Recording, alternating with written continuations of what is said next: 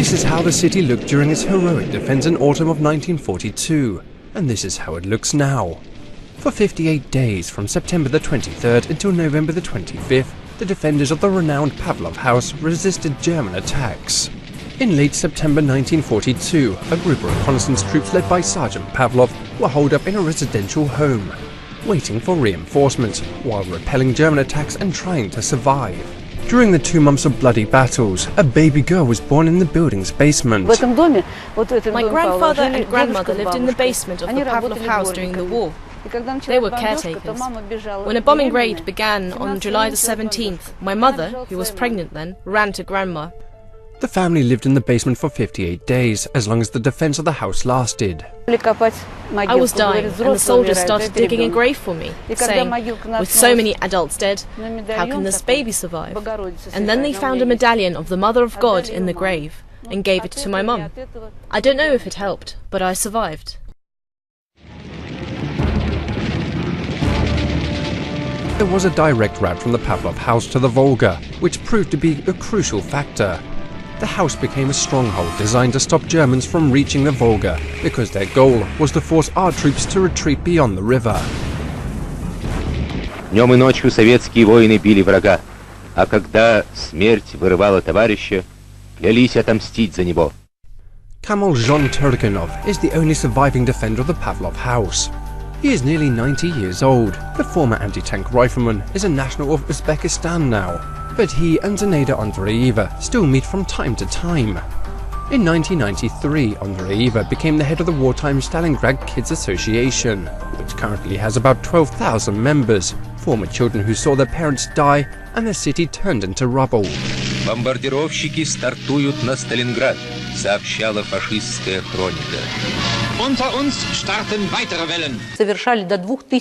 German bombers made up to 2,000 flights per day. There could be as many as 80 planes in the air simultaneously. There were 40 to 45-minute bombing raids with 10 to 15-minute respites in between.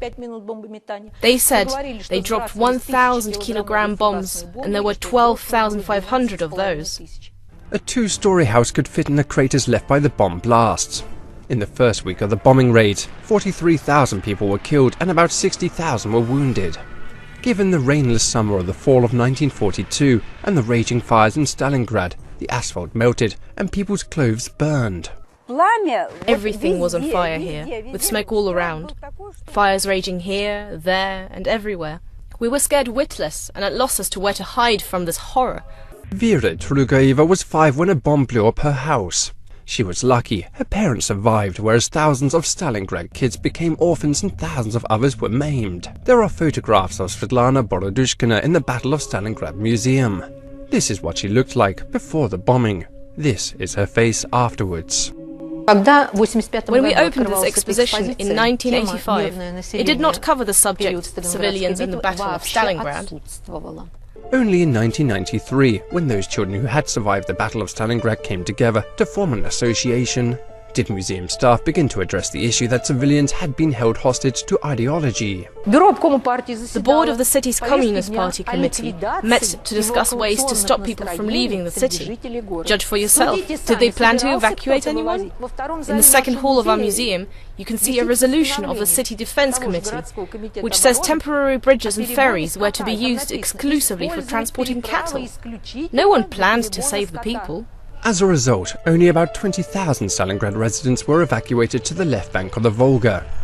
Immediately after the end of the battle in 1943, there were about 23,000 people in the city. In 1941, before it began, the city had a population of 525,000.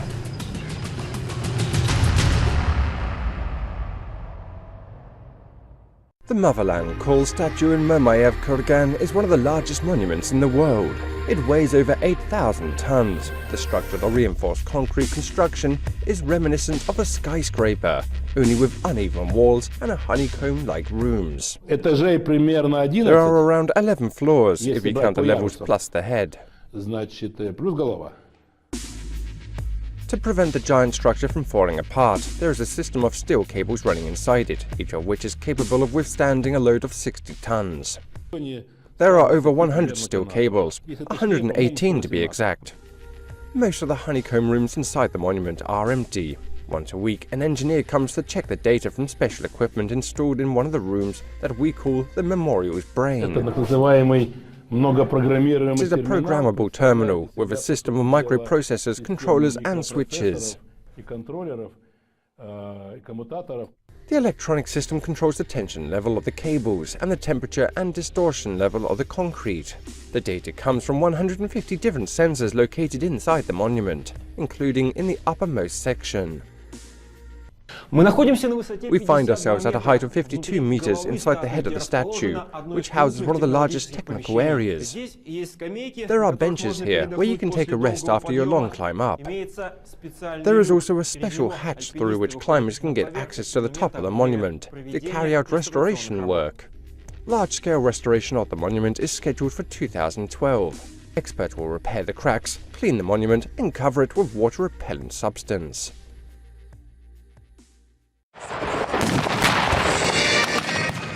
A powerful artillery barrage marked the beginning of a counter-offensive that Soviet forces defending Stalingrad, now Volgograd, launched at 7:30 in the morning 69 years ago. Members of military history societies reenacted the 1942 events. The reenactments involved 200 people, plus some World War II military equipment. It was a problem to deliver it to the field, the actors said. They also had to obtain permission from the authorities to use the weapons. But after all that was settled, the spectators got to see scenes from history come alive. Braving the cold weather, 5,000 Volgograd residents watched the reenactment of the legendary counter-offensive that tilted the military balance in the Soviet Union's favor.